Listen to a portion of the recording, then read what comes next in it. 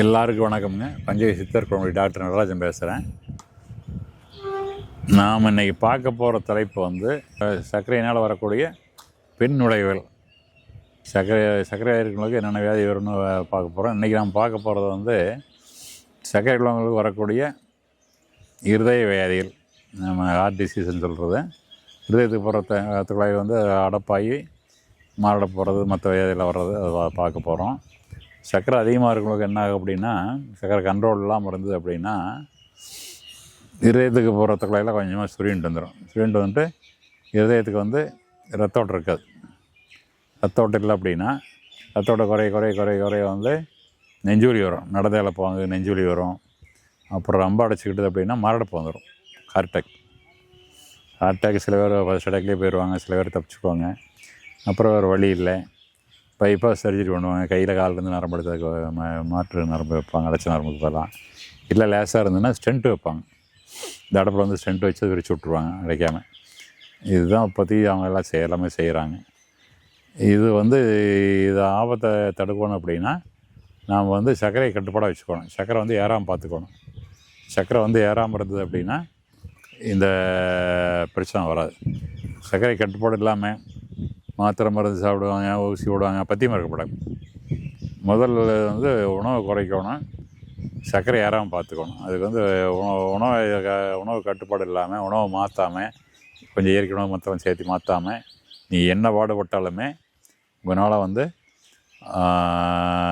இது வியாதி சரி பண்ண முடியாது, வராமல் தடுக்க முடியாது. அதனால் வந்து சர்க்கரையை வந்து ரொம்ப கண்ட்ரோல் பண்ணிட்டோம்னா உங்களுக்கு வந்து ரொம்ப நல்லாயிருக்குங்க. அப்போ இது ஏன் வருது அப்படின்னா, சர்க்கரையாக இருக்கிறவங்களுக்கு என்ன ஆகும் அப்படின்னா, ரத்த குழாய்களில் உள்ளே வந்து அந்த கொழுப்பெல்லாம் கொஞ்சமாக படிஞ்சு ரத்த குழாயெல்லாம் உள்வட்டம் வந்து அந்த உள்ள டிவி மாதிரி வந்து சுருங்கி உள்ளே விட்டம் சுருங்கிச்சு அப்படின்னா அடைக்கும். எப்படி அடைக்கும் அப்படின்னா, ரத்தம் ஓடுற போது ரத்தம் கம்மியாக ஓட ஆரம்பிக்கும். சில சமயத்தில் அந்த இடத்துல ரத்தம் லேசாக தேங்கிச்சுன்னா ரத்தம் உடச்சி அந்த கட்டியாக அடைச்சிக்கும். அப்போ ஆபத்து வந்துடும், அட்டாக் வந்துடும். அப்போ இதையெல்லாம் வராமல் தடுக்கணும் அப்படின்னா நம்ம என்ன பண்ணலாம் அப்படின்னா, நம்ம ஃபஸ்ட்டு சர்க்கரை குறைக்கணும். ரெண்டாவது கொழுப்பு குறைக்கணும். கொழுப்பு குறைக்கிறதுனா பால், தயிர், நெய், எண்ணெய் பலகாரம், பேக்கரி ஐட்டம், அப்புறம் அசைவம், முட்டை, என்னென்ன கொழுப்பு உள்ள உணவுகள் இருக்கோ அதெல்லாம் கட் பண்ணணும். அப்புறம் உணவில் வந்து 3 நேரம் மாவு சத்துள்ள அரிசி, கோதுமை, சிறுதானியம் எல்லாமே மாவு இருக்குது. அது வந்து ஏதோ ஒரு நேரம் சாப்பிட்டு மற்ற நேரத்தில் வேறு மாற்றி சாப்பிடணும். அதாவது சாதத்தை குறைவாக வச்சுக்கிட்டு, கொஞ்சமாக வச்சுக்கிட்டு, 3/4 பங்கு காய்கறிகள், வேவிச்ச காய்கறிகள், பொரியல், கீரை, அது மாதிரிலாம் சாப்பிட்டிங்கன்னா உங்களுக்கு வந்து ஆட்டோமேட்டிக்காக சர்க்கரையும் குறைஞ்சி போயிடும். கொலஸ்ட்ரால், கொழுப்பு சத்து, ரத்தத்தில் இருக்க கொழுப்பும் குறைஞ்சி போயிடும். அப்புறம் அதெல்லாம் இல்லாமல் இது ரத்தோட நல்லா வர ஆரம்பிச்சிடும். அப்போ இது வந்து வராமல் இருக்கிறதுக்கு வந்து நம்ம சர்க்கரையை கட்டுப்படுத்தணும், உணவை கட்டுப்படுத்தணும், கொழுப்பு சாப்பிடக்கூடாது. அப்புறம் தினம் காலையில் ஞாயிறு கொஞ்ச நேரம் நடக்கணும், நடைபயிற்சி வேணும். காலையில் 1/2 மணி நேரம் 1 மணி நேரம் நடக்கணும், சாயங்காலம் 1 மணி நேரம் நடக்கணும். இதெல்லாம் பண்ணிட்டு வந்தோம்னா உடலும் நல்லாயிருக்கும், இருதயம் நல்லாயிருக்கும். சும்மா சாம்பேரியாக ஒரே இடத்துல வந்துட்டு வேலையை பார்த்துட்டு கூடாது. வியாபாரி இருக்காங்க, கல்லாப்பட்டியிலே வந்துருப்பாங்க, கல்லாப்பட்டி விட்டு வர மாட்டாங்க, பொழுதுக்காகவே வந்திருப்பாங்க. அப்போ அது மாதிரி உள்ளவங்களாம் இது மாதிரி பிரச்சனைகள்லாம் வரும். அப்போது இது வந்து சர்க்கரைனால் வரக்கூடிய பக்க விளைவுகள். அப்புறம் ஆரம்பமாக இருந்ததுன்னா வேணும்னா மாத்திரை மருந்துலாம் கொடுத்து ஆயுசு சாப்பிட சொல்லுவாங்க. அப்புறம் பத்தியமாக இருக்க சொல்லுவாங்க. ஒரு ஸ்டென்ட் வச்சாலுமே ஸ்டென்ட்டு இப்போ உங்களுக்கு பைபாஸ்லாம் லட்சக்கணக்கில் செலவாகுது. வச்சாலுமே பைபாஸ் பண்ணாலுமே திரும்ப சர்க்கரை குறைக்கல அப்படின்னா திரும்ப அதே மாதிரி அடப்பு வரும். இப்போ திரும்ப ஒரு ஆப்ரேஷன் பண்ணணும். இது மாதிரி ஏகப்பட்ட பிரச்சனை இருக்குதுங்க. அப்புறம் அதே மாதிரி வந்து இருதயத்தில் வந்து என்ன ஆகும் அப்படின்னா, இவங்க வந்து ஒழுங்காக சர்க்கரை கட்டுப்பாட வைக்கலைன்னா, யார் இப்போ பைபாஸ் பண்ணுறாங்க, ஆஞ்சியோ பண்ணி ஸ்டென்ட் வச்சிட்டாலுமே ஹார்ட் வந்து பம்பிங் குறைஞ்சி போயிடும். எஜெக்ஷன் ஃப்ராக்சர்னு சொல்லுவாங்க. பம்ப் பண்ணுறது வந்து ஹார்ட் வந்து அந்த லெஃப்ட் வென்ட்ரிக்கிள் வந்து விரிஞ்சிக்கு, எல்விஎஃப்னு சொல்லுவாங்க, லெஃப்ட் வென்ட்ரிகுலர் ஃபெயிலியருமாங்க. அது தொலைதளம் சதை விரிஞ்சிக்கு. பம்ப் பண்ணது சரியாக ஃபோர்ஸாக பம்ப் பண்ணலை அப்படின்னா மூளைக்கு, இருதயத்துக்கு, மற்ற எல்லாருக்குமே ரத்தோட்டம் சரியாக போகாது. ரத்தோட்டம் சரியாக போகலைன்னா நீ நடக்க முடியாது. சும்மா ஒரு 10 அடி 5 அடி நடந்தீங்கன்னா கெசுன்னு இழப்புவாங்க. அந்த எஜெக்ஷன் ஃப்ராக்சர் எவ்வளோ இருக்குன்னா நீங்கள் எக்கோ கார்டியோகிராம் பார்த்தீங்கன்னா தெரியும். எக்கோவில் பார்த்தீங்கன்னா 60க்கு மேலே இருக்கணும், 65 70 இப்படிலாம் இருக்கணும். வயசானவங்க வந்து ஒரு 60க்கு மேலே குறையாமல் இருந்தால் போதும். கீழே குறைஞ்சிது அப்படின்னா ஒரு 45 கீழே வந்து ஒரு 30 32 இப்படிலாம் வந்தது அப்படின்னா ஒன்றும் பண்ண முடியாது, நடக்க முடியாது, இழப்பில் மாத்திரை கொடுப்பாங்க.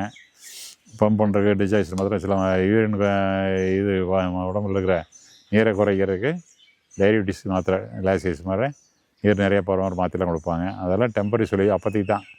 இருந்தாலும் அதிக நாளைக்கு வண்டி ஓடாது. சீக்கிரம் அவங்களுக்கு 6 மாதம் 1 வருஷம் தாங்கிறது கஷ்டம். அதுக்கு வந்து ஆங்கிலத்தில் மருந்து இல்லை. அதுக்கு நம்ம என்ன பண்ணுறோம் அப்படின்னா, நம்மகிட்ட வந்து இயற்கை மருந்துகள், பஞ்சாயத்தில் செய்யக்கூடிய அமிர்த சஞ்சீவி, சில ஆயுர்வேதிக் மாத்திரை, மூலிகை பொடிகள் இதெல்லாம் கொடுத்தோம்னா உங்களுக்கு ஒரு 3 மாதத்துலேயே வந்து 50% மேலே வந்துடும். 6 மாதத்தில் 60% மேலே கொண்டு வந்துடலாம். கொண்டு வந்துட்டோம்னா அந்த ஹார்ட் ஃபெயிலியர் வந்து சரியாயிருது. பம்பிங் ப்ராடக்ட் நல்லா பண்ண ஆரம்பிச்சிருது. நல்லா இருக்காங்க. ஒருத்தர் அப்படி தான் கொடுத்தோம். ஒருத்தர் தெரிஞ்சவருங்க 90 வயசில் வந்தார். 90 வயசில் வரும்போது அவர் ஆடு மேய்ச்சிட்டு இருந்தார். ரொம்ப ஆரோக்கியமான உடம்பு. எப்படி தான் அவருக்கெல்லாம் வந்துன்னு தெரியல. அப்புறம் பார்த்தா முதல்ல கொஞ்சம் ப்ரெஷர் அதிகமாக இருந்து கவனிக்காமல் தெரியாமல் விட்டடிச்சிட்டாங்க. அப்புறம் போய் கோயம்புத்தூரில் டெஸ்ட் பண்ணி பார்த்து அப்புறம் பார்த்தா இது 30% தான் இருக்குது பம்பிங். எஜெக்ஷன் ஃப்ராக்சர் வந்து ஹார்ட் 30 வருஷம் தான் அது வேலை செய்யுது. அப்போ வந்து ஆடெல்லாம் செம்மறியெல்லாம் காட்டுக்கு ஓட்டி போகிறது, பின்னாடி முன்ன மாதிரிலாம் ஓட முடியல, நாட்டையில் துரத்த முடியல. அப்புறம் அங்கே போய் போட்டு அவங்க சொல்லிட்டாங்க, அது ஏன் நடக்க முடியாதுங்க, இன்னும் 2 வருஷம் 2 மாதம் 3 மாதம் தான் இருக்கலாம், பாத்ரூம் பக்கத்தில் கட்டில் போட்டு படுத்துங்க, யூரின் மோசன் வரணும், போயிட்டு வந்து படுத்துங்க, சாப்பிட்டுங்க, படுத்துங்க, எங்கேயும் நடக்காதுன்ட்டாங்க. அப்புறம் அவங்க பொண்ணு நம்மகிட்ட அழைச்சிட்டு வந்தாங்க. பாட்டு நம்ம மருந்து கொடுத்தோம். அமிர்த சஞ்சீவி, சில மாத்திரை மூளை இப்படிலாம் கொடுக்கணும். என்னாச்சு, ஒரு மாதத்துலேயே அவ்வளோ நடக்க ஆரம்பிச்சிட்டார். அப்புறம் ஒரு 3 மாதம் ஞாபகம் முன்னாடி திரும்ப போய் எக்கா பார்த்தா எஜெக்ஷன் ஃப்ராக்சர் வந்து 60க்கு வந்துட்டுது. 60க்கு வந்ததுக்கப்புறம் திரும்ப நல்லா இருக்குன்னு சொல்ல முடியும். அப்புறம் திரும்ப வந்து நம்ம மருந்தெல்லாம் சாப்பிட்டு அவர் திரும்ப ஆடு மேய்க்க ஆரம்பிச்சிட்டார். இப்போ வந்து ஒரு 100க்கு பக்கம் ஆகுதுங்க, 10 வருஷம் இருக்கும். இன்னும் நல்லா இருக்கார், ஆடு மேய்ச்சிட்டு இருக்கார், செம்மறி மேய்ச்சிட்டு இருக்கார். ஏன்னா ஆட்டை கொண்டு குரங்காட்டில் ஓட்டி விட்டுருவார், வேலையை கடை சாத்திட்டு வந்து அப்புறம் சாயங்காலம் போய் திரும்ப அங்கேருந்து ஓட்டிட்டு வருவார். பார்த்துக்கிறார், நல்லா இருக்கார், இன்னும் நல்லா இருக்கார். இந்த மருந்தெல்லாம் தொடர்ச்சி சாப்பிட்றதுனால மற்ற எந்த வியாதியும் இல்லை. அதாவது வந்து திரும்ப வந்து ஒரு வருஷம் கழிச்சு அங்கே போய் திரும்ப எக்கெல்லாம் பாட்டு வச்சு அங்கே போய் ஹார்ட் டாக்டர் போய் பார்க்க போனால் அவங்க சொந்தக்காரர் ஒருத்தர் இருக்கார் கோயம்புத்தூரில். அவர் போய் பார்க்க முடியும். ஐயோ நல்லா இருக்கீங்களா, எப்படிங்க எத்தனை வருஷம் இருக்கீங்கன்னு கேட்க முடியும். அவர் சொல்லியிருக்கார் அப்படிலாம் மருந்து சாப்பிடணும். சரி பரவாயில்ல, அதையே சாப்பிட்டுக்கிட்டார். அதனால் இதெல்லாம் ரொம்ப ஆச்சரியமானது. உலக அதிசயம்னு சொல்கிறதுல இது பெரிய அதிசயம். ஏன்னா வேறு இது எந்த மருத்துவத்துலேயும் வந்து கார்டியாக் ஃபெயிலியரை, லெஃப்ட் வென்ட்ரிகுலர் ஃபெயிலியர்லாம் டோட்டலாக சரி பண்ண முடியாதுங்க. அதை சரி பண்ணலாம். இது மாதிரி இருதய வியாதியில் வராமல் நம்ம சொல்கிற முறையெல்லாம் பயன்படுத்திங்கன்னா வராமல் தடுக்கலாம், வந்த பிறகு குணப்படுத்தலாம், மீண்டும் வராமல் பார்த்துக்கலாம். குணப்படுத்தினதுக்கப்புறம் ஸ்டென்ட் வச்சாலும் இதை வச்சாலும் திரும்பி மீண்டும் வராமல் இருக்கிற மாதிரி நம்ம செஞ்சுக்கலாம்.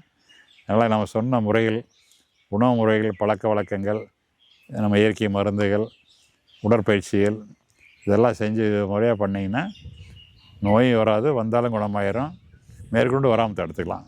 அதனால் இதெல்லாம் ஃபாலோ பண்ணி நீங்கள் நலமோடும் வளமோடும் வாழ வேண்டும் என்று வேண்டிக் கொள்கிறேன். நன்றி, வணக்கம்.